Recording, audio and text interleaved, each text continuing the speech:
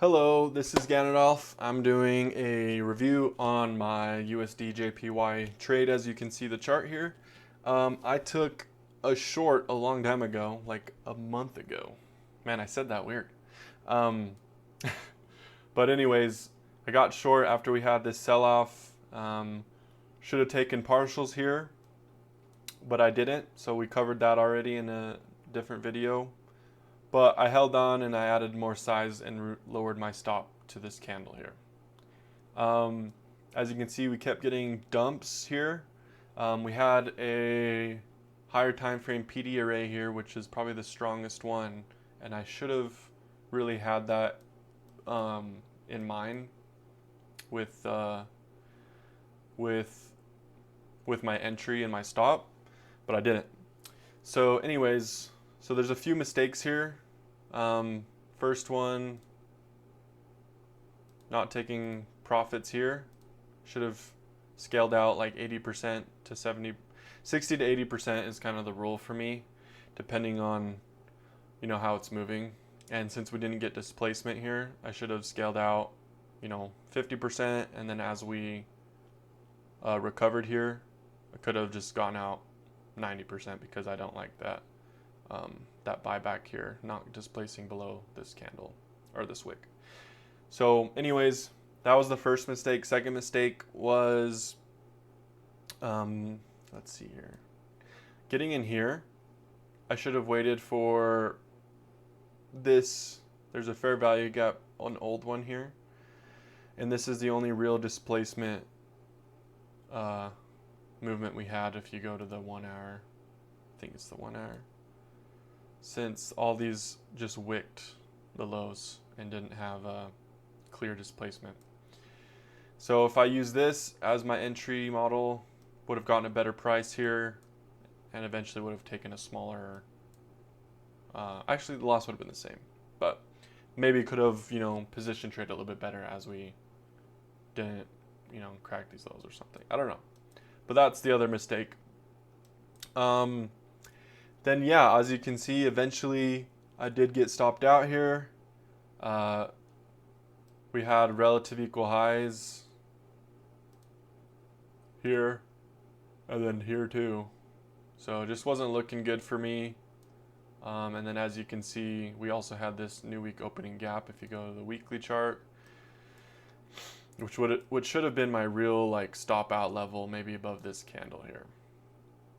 So if I played this right, I would have taken partials as we retested these highs.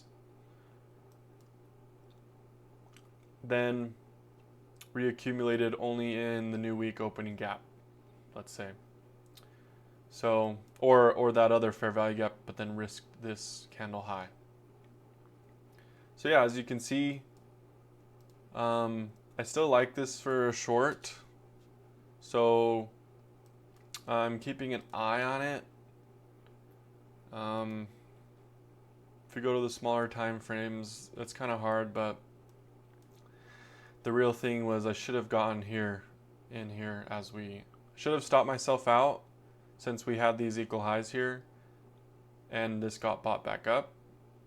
So I should have just stopped out for basically a scratch.